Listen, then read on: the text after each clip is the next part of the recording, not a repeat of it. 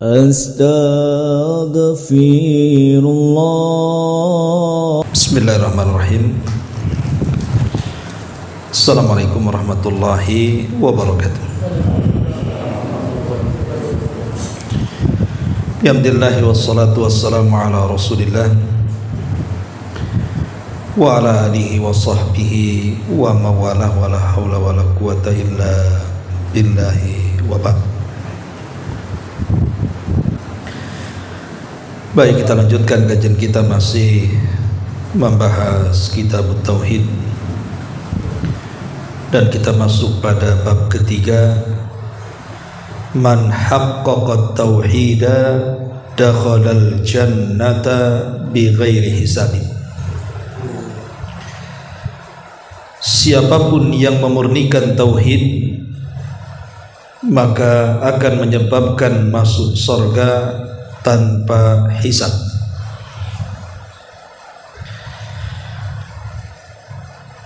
Perbedaan dengan bab sebelumnya, kalau bab sebelumnya kita menceritakan tentang pentingnya tauhid, walaupun tercampur dengan kemaksiatan kepada Allah Subhanahu wa taala, dengan tauhid masih ada kesempatan masuk surga, walaupun harus masuk neraka untuk membersihkan dosa-dosanya. Tapi bab ini berbeda dengan bab yang sebelumnya, karena bab ini akan menjelaskan tentang siapapun yang memurnikan tauhid, artinya tidak mencampur adukkan tauhid dengan kesyirikan, baik syirkul akbar atau syirkul asghar, bahkan dengan kemaksiatan-kemaksiatan, maka Allah Subhanahu wa taala janjikan orang yang bertauhid seperti ini akan masuk surga tanpa hisab dan adab. Inilah perbedaan bab sebelum dan yang sekarang yang kita akan kaji. Di sini pengarang membawakan beberapa dalil, dua dari Al-Quran dan satu dari hadis Nabi SAW yang dikeluarkan dari Imam Al-Bukhari dan Muslim. Dalil yang pertama disebutkan dalam surah An-Nahl ayat 120. Allah Subhanahu wa taala berfirman, "Inna Ibrahim kana ummatan qanitan lillahi hanifan wa lam yakun minal musyrikin." Sesungguhnya Ibrahim adalah seorang imam yang dapat dijadikan panutan dan manusia yang selalu patuh dengan Allah Subhanahu wa taala, dan dia juga hanif, berpegang teguh kepada kebenaran, dan sekali-kali dia tidak termasuk orang-orang yang menyekutukan Allah Subhanahu wa taala. Apa korelasi ayat ini dengan bab yang kita akan kaji? Kita jelaskan sedikit tentang ayat ini. Di sini Allah Subhanahu wa taala mengatakan sesungguhnya Ibrahim, maksudnya Khalilur Rahman, Nabi Allah Ibrahim alaihi salatu wassalam, atau dikenal juga dengan Abul Anbiya, bapak dari seluruh para nabi. Kenapa Ibrahim itu dinyatakan bapak seluruh para nabi? Karena setelah diutusnya Ibrahim alaihi salatu wassalam, setelah Nabi Allah Hud dan juga Saleh, maka nabi-nabi setelah Ibrahim seluruhnya nasabnya kembali kepada Ibrahim, baik dari jalur Ishak, yang kemudian nabi-nabi dari turunan Ishak disebut dengan nabi-nabi Bani Israel, seperti Yakub, Yusuf, Sulaiman, Zakaria, Isa, dan banyak lagi. Ataupun dari keturunan Ismail, di mana ada satu nabi yang menjadi penutup para nabi dan rasul, dialah nabi kita Muhammad sallallahu alaihi wasallam. Lah seluruh para nabi dari dua jalur ini, baik dari jalur Ishak ataupun dari jalur Ismail, semua mengarah kepada nasab Ibrahim alaihi salatu wassalam.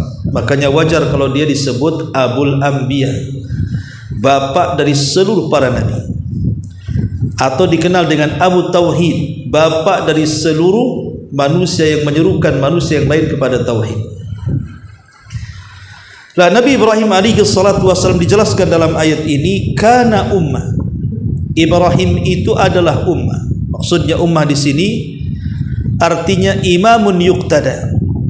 Dia adalah pemimpin yang layak untuk diteladani. Dia adalah seorang imam yang layak untuk diteladani. Kenapa? Karena sempurnanya tauhid Ibrahim alaihi salatu wassalam.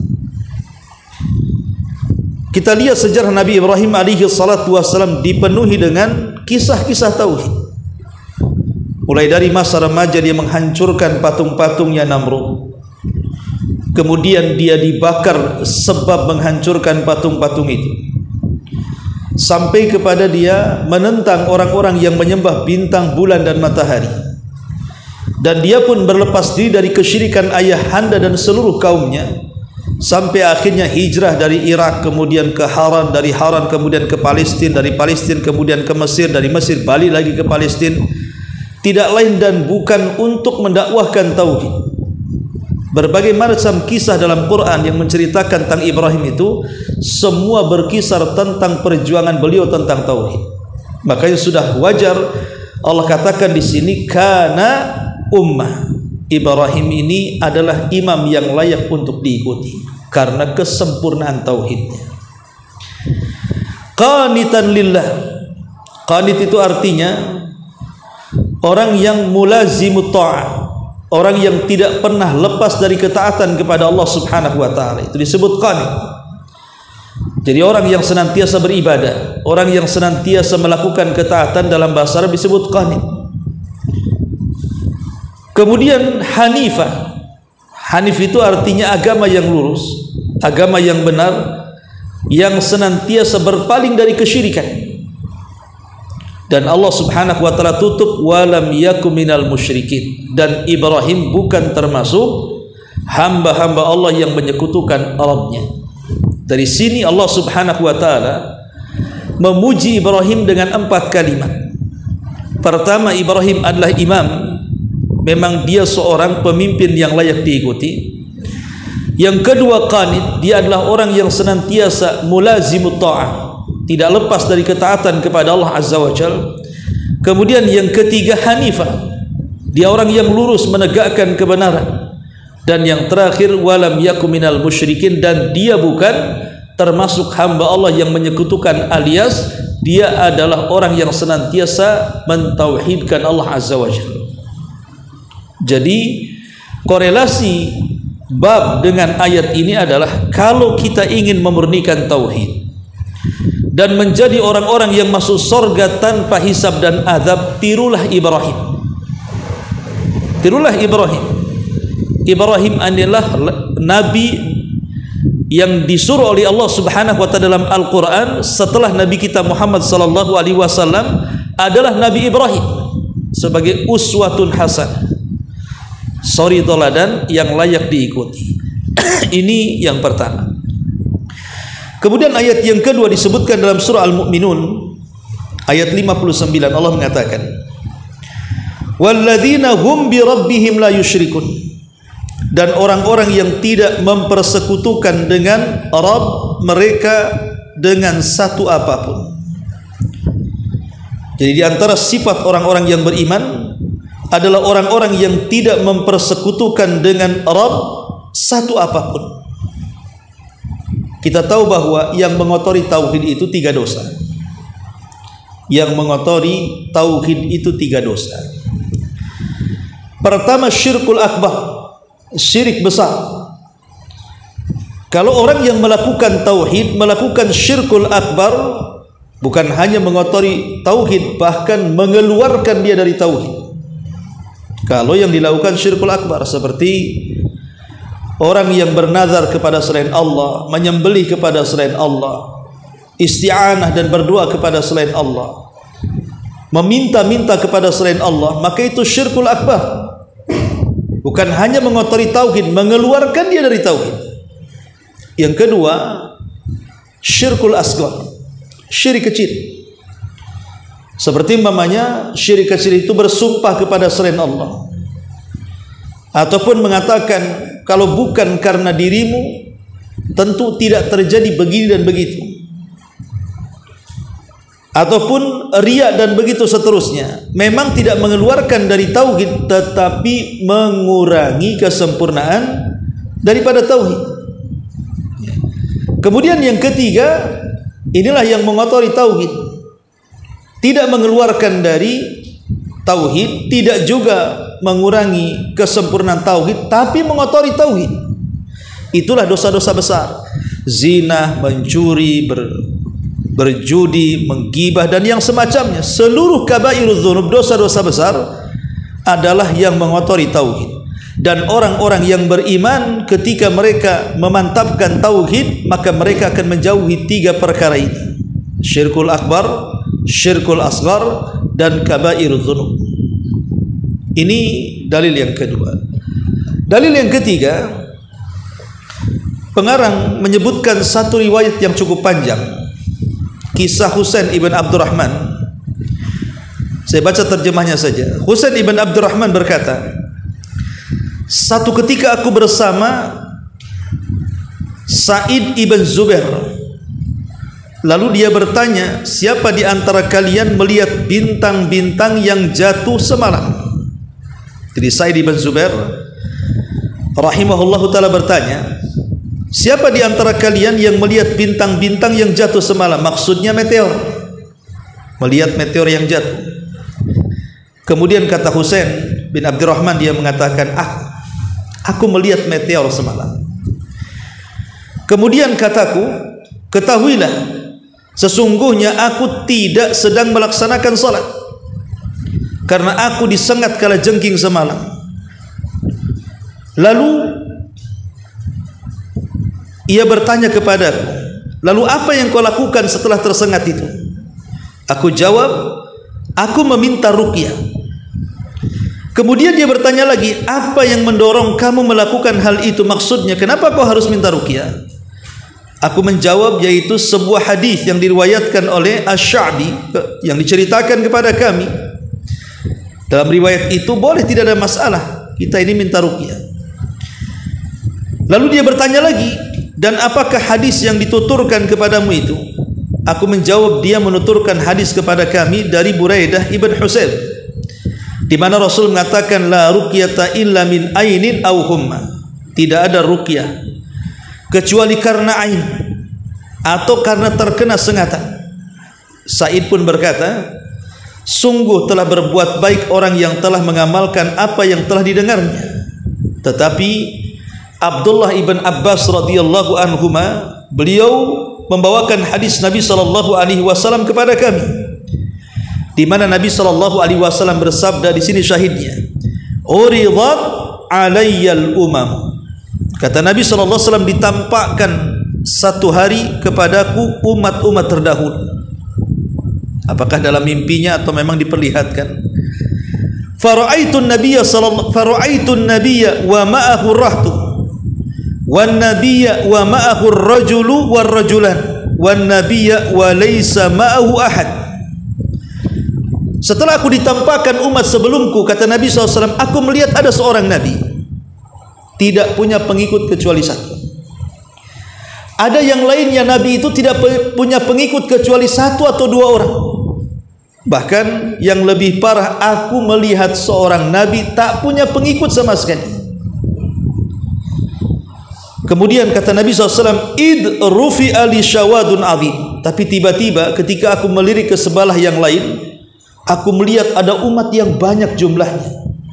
Fadhanantu annahum ummati, ku sangka itu umat. Faqila li, maka dikatakan kepadaku, hadza Musa wa qaumuhu, itu bukan umatmu tapi itu Musa dan kaumnya. Fa nadhartu fa idza sawadun azim, maka aku arahkan lagi ke arah yang lain, rupanya ada kelompok umat yang jauh lebih besar dibandingkan sebelumnya. Kemudian dikatakan kepadaku, hadhihi ummatuka, itu baru umatmu.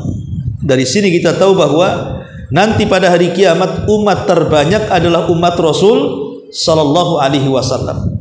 Karena ada nabi yang pengikutnya 1 orang, ada nabi yang pengikutnya 1-2 orang, ada nabi yang sama sekali tidak punya pengikut.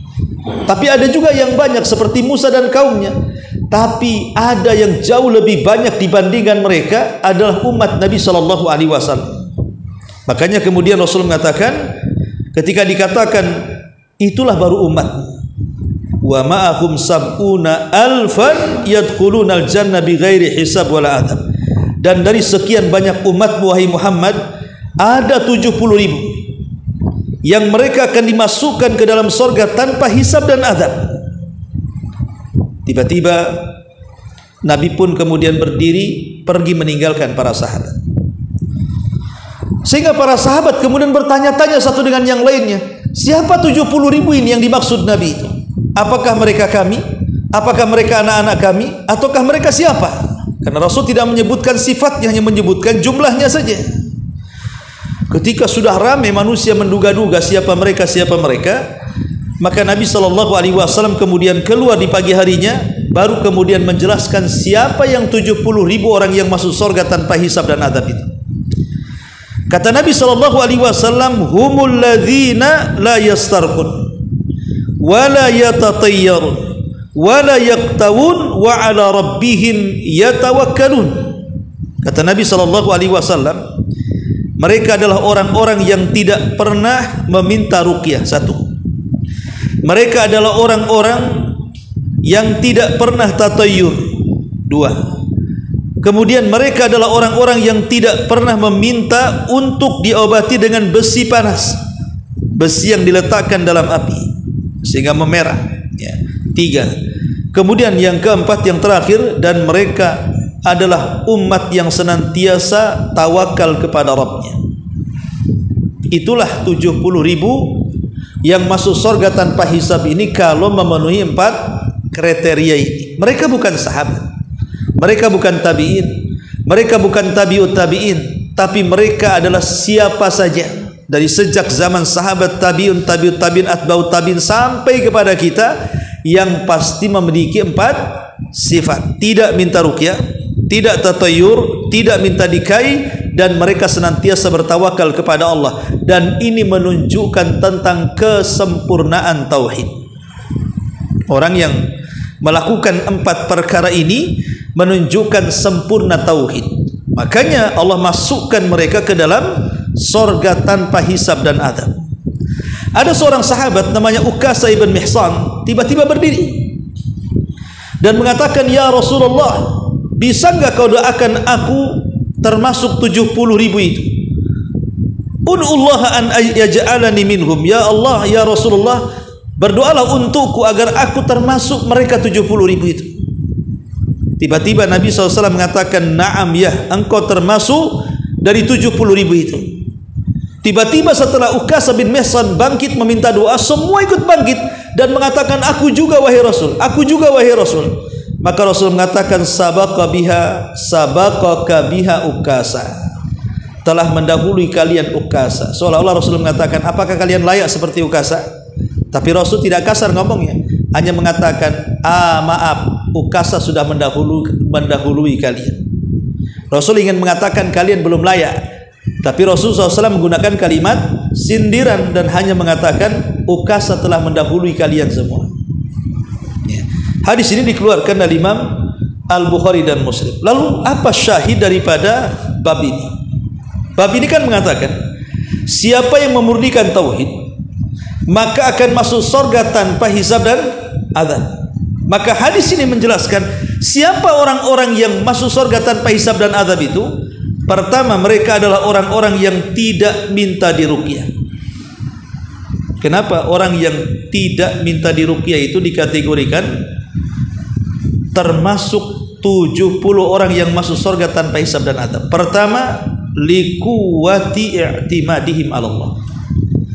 Ketika orang ini tidak minta ruqyah, berarti memang dia memiliki kekuatan untuk menyandarkan hidupnya hanya kepada Allah.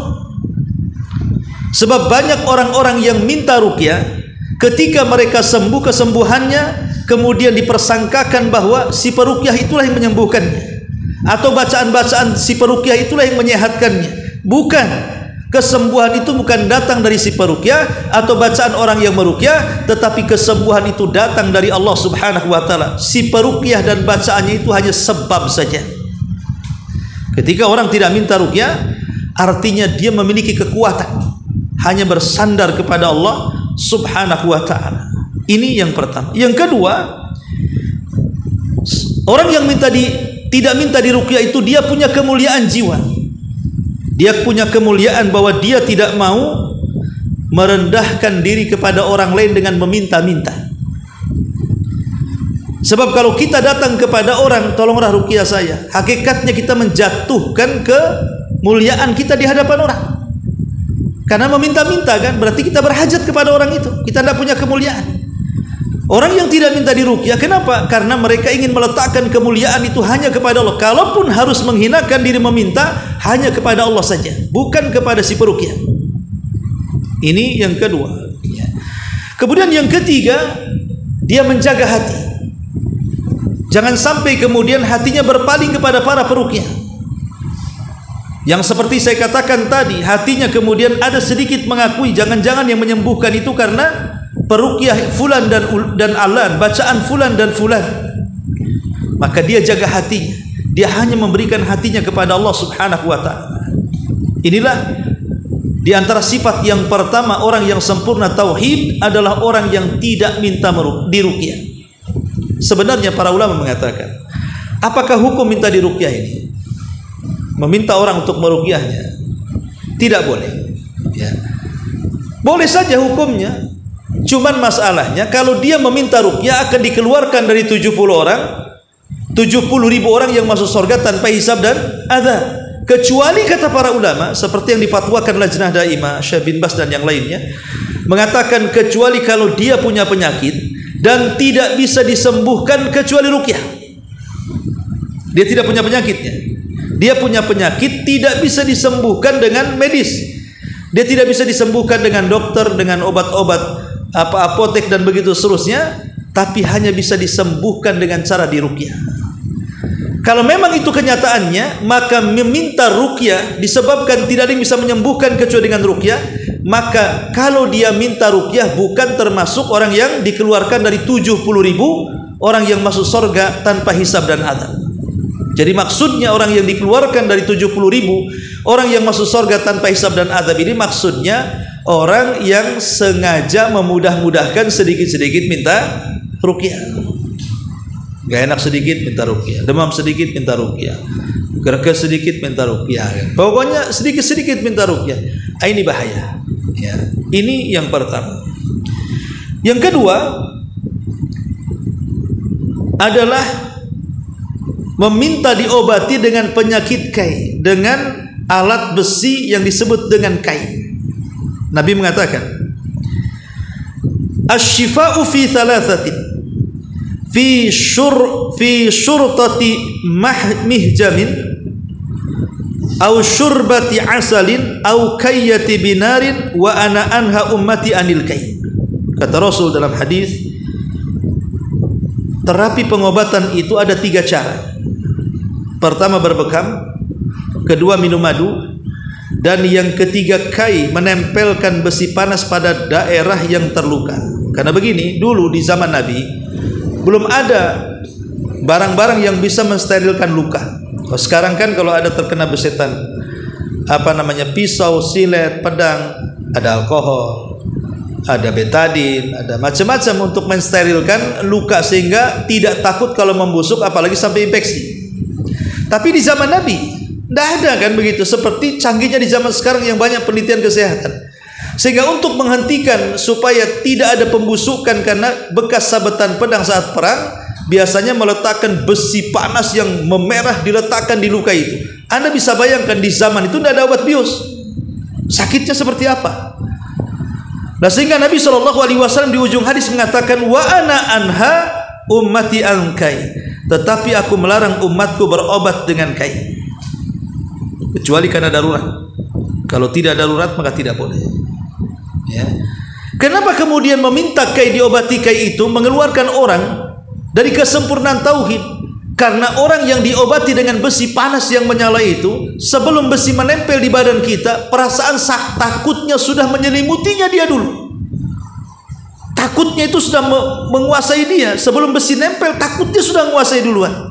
Terkadang rasa takut itu melebihi takut dia kepada Allah, takut dia kepada besi panas dibandingkan takut dia kepada Allah Azza wa Jalla. Itu rahasianya di situ. Dikhawatirkan perasaan takut kepada besi lebih dibandingkan kepada Allah, karena sudah kebayang tuh. Ya, kalau sekarang kan kita mau operasi besar saja langsung disuntik bius, sehingga apa yang dikerjakan dokter nggak tahu kan, kecuali setelah sadar. Tapi di zaman itu kan sadar, nampak besi itu gimana coba bayangannya. Makanya kemudian terselimuti perasaan takut yang dikhawatirkan, perasaan takut kepada besi panas yang akan ditempelkan di luka itu, dikhawatirkan lebih takut dibandingkan kepada Allah. Ketika ini yang terjadi, kuranglah kesempurnaan tauhid dalam bab takut. Bisa dipahami di sini. Ya.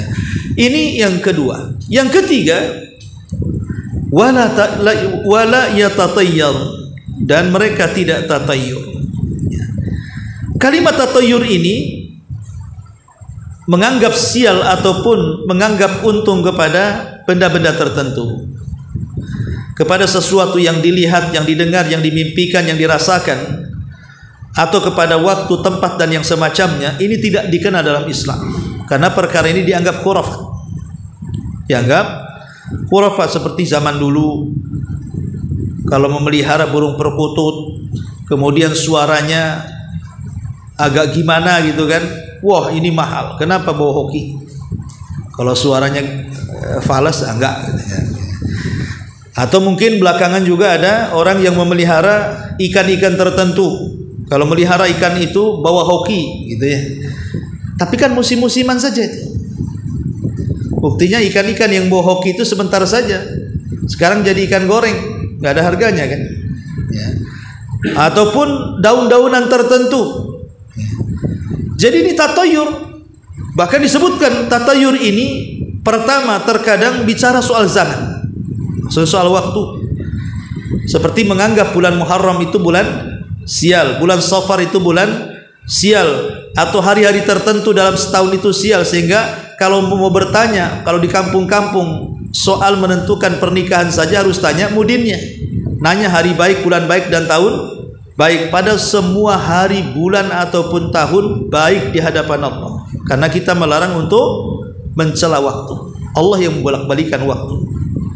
Kemudian yang kedua, terkadang seseorang itu menganggap tempat tertentu, umpamanya lewat di sebuah tempat yang angker ya, takut kesambet, takut kemudian membawa sial. Terkadang permisi dulu kan, permisi pemilik tempat ini, saya mau lewat. Kalau pakai motor ya diklakson tit baru lewat gitu ya. Kalau jalan kaki ya ngomong, teriak-teriak. Lah ini namanya tatayur, karena menganggap sial dengan tempat ya. Kemudian yang ketiga, terkadang berkaitan dengan sesuatu yang didengar. Mungkin malam-malam bangun, tahu-tahu suara gagak, suara burung hantu kedengaran, wah langsung jangan ada mati tetangga ini. Masa dengar suara gagak kemudian dibilang ada orang mati ya. Nah ini kan tatayur namanya ya. Ataupun yang berkenaan dengan sesuatu yang dilihat. Ketika naik motor, naik mobil, tiba-tiba ada ular melintas gitu kan, langsung kepikiran jangan-jangan bosial nih, pagi-pagi sudah melihat ular, atau nabrak kucing atau apa gitu ya, dianggap sial. Atau umpamanya menganggap sial dengan orang, baru buka toko gitu ya, rupanya ada pengemis mau meminta-minta, langsung aduh pagi-pagi sial, pengemis sudah datang katanya. Atau menganggap menganggap sial itu dengan mimpi buruk, dipikirin terus sama dia. Padahal mimpi buruk itu datang dari setan, tidak mungkin terjadi. Tapi ada orang yang menganggap sial gara-gara dimimpikan katanya. Ma'asyiral muslimin yang dimuliakan Allah Azza wa Jalla, di zaman jahiliyah, orang-orang jahiliyah itu kalau mereka mau berniaga, maka mereka akan menerbangkan burung merpati. Itulah dari kalimat tatayur di situ. Kalau mengarah ke Syam burungnya, mereka tidak akan pergi. Walaupun rute mereka ke Yaman, mereka tidak akan pergi. Karena Syam dianggap Syam menurut mereka litasya'um, membawa sial. Tapi kalau burungnya terbang ke arah selain Syam, terserahlah, mau ke timur, ke barat, ke utara, jangan ke Syam arahnya, mereka pergi. Itu bawa hoki gitu.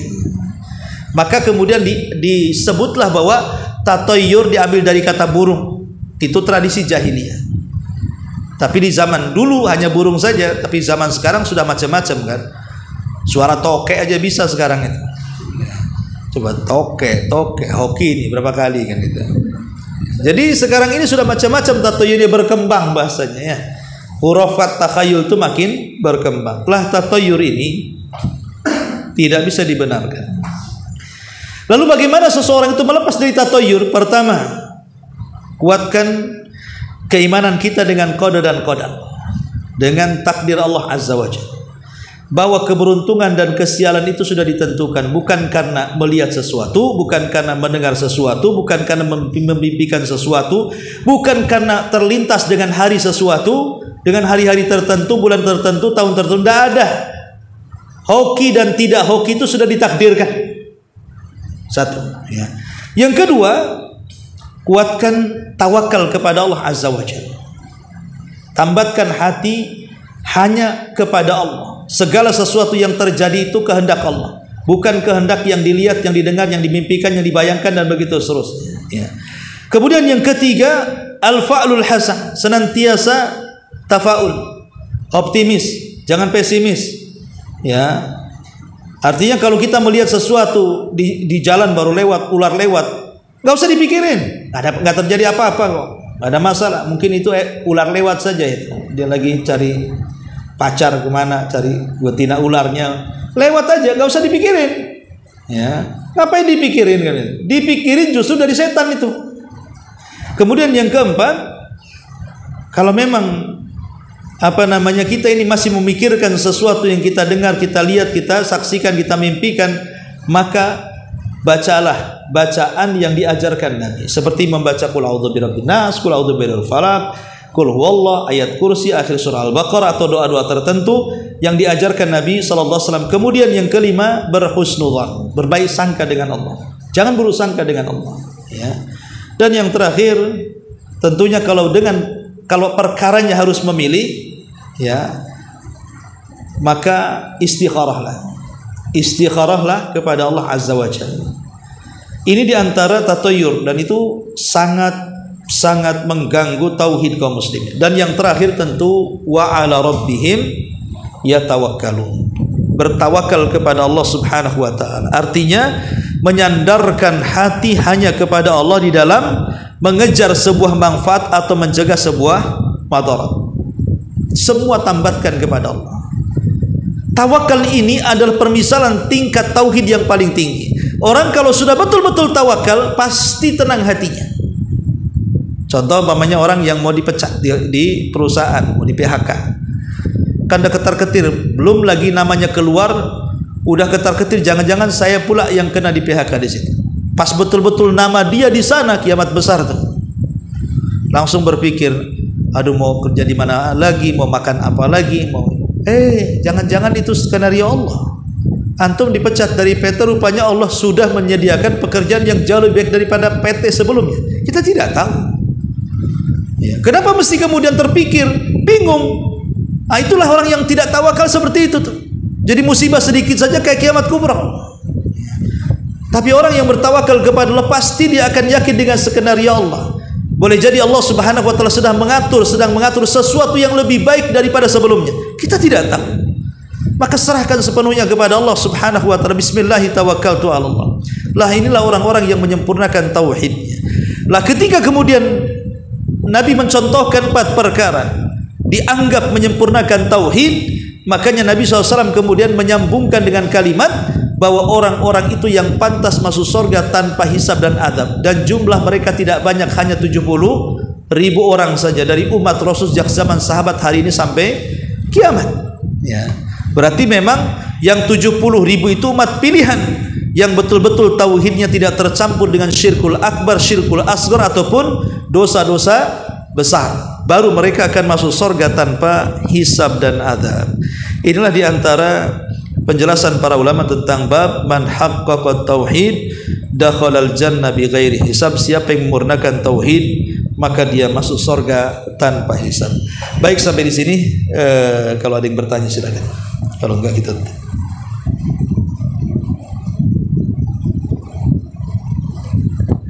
Silakan. Apakah air belum termasuk? Sekarang kan istri saya ada di rumah sakit, jadi saya minta doa. Apakah minta doa termasuk minta ruqyah? Enggak. Kalau minta doa itu bukan minta ruqyah. Minta ruqyah itu kita mendatangkan orang, kemudian orang itu membacakan Quran di depan orang yang sedang sakit. Itu namanya minta ruqyah. Ya. Nah, tapi kalau minta doa itu bukan minta ruqyah, ya minta doa namanya. Dan tidak termasuk minta ruqyah. Oh, Masya Allah, saya doakan. Dan semua juga mendoakan semoga Allah Subhanahu wa taala mengangkat penyakitnya dan menyembuhkannya, amin ya rabbal alamin. Iya. Ada lagi? Iya. Apakah air itu bisa berubah pola? Penyakit ain ini penyakit yang berbahaya. Karena sebagian umat Nabi itu meninggal karena ain. Sebagian besar umat Rasul itu meninggal karena ain. Lalu apa itu ain? Ain itu penyakit mata. Bukan penyakit mata itu maksudnya penyakit mata yang kita kenal, mata merah, belean, itu dengan install saja sembuh. Tapi maksudnya di sini penyakit mata di sini artinya bagian daripada sihir yang terlahir daripada hasad. Jadi penyakit ain itu lahirnya karena hasad. Orang hasad dengan kita, lahirlah penyakit ain, dan itu bagian daripada sihir. Sehingga terkadang pandangan mereka merusak apa yang mereka lihat. Kalau mereka suka dengan motor kita, kemudian tumbuh hasadnya, motor kita itu nggak akan sehat. Ntar masuk bengkel, ntar mogok, ntar apa gitu. Itu namanya penyakit ain. Ya. Dia suka dengan rumah kita, tapi dia tidak bisa menguasainya, hanya hasad saja. Maka rumah kita ini pasti banyak masalah. Bertengkar suami istri terus-terusan, bocor sana sini, dengan anak nakal, begitu seterusnya. Ya. Jadi penyakit ain ini bisa menghancurkan yang dilihatnya. Makanya kenapa Nabi SAW berdoa supaya terhindar dari penyakit ain umatnya ini. Mengajarkan doa kepada umatnya agar menghindarkan dari penyakit ain. Kenapa kita kalau diberikan nikmat oleh Allah Azza wa Jal, lawanlah hasad itu dengan lawannya. Lawan hasad apa? Berkah. Karena hasad itu menginginkan kenikmatan kita hilang, sementara berkah itu menginginkan agar harta kita bertambah. Jadi kalau kita baru beli rumah, kita katakan Allahumma barik li baiti ya Rabb. Ya Allah berkahi rumah. Baru kita beli motor, Allahumma barik li sayyarati. Ya Allah, doa kau berkahi mobilku, motorku. Kalau kita baru punya anak, kita juga pokoknya minta berkah kepada Allah. Karena berkah itu lawan hasad. Orang hasad menginginkan harta kita hilang, kemudian kita berdoa keberkahan justru supaya harta kita berkembang. Lawanlah hasad dengan lawannya. Itu yang bisa kita lakukan untuk menghindari penyakit ain. Penyakit mata berawal dari sihir hasad. Wallahu a'lam. Baik, dari sini subhanallahi bihamdika asyhadu an la ilaha illa anta astaghfiruka wa atubu ilaik. Allahu taala alam. Assalamualaikum warahmatullahi wabarakatuh.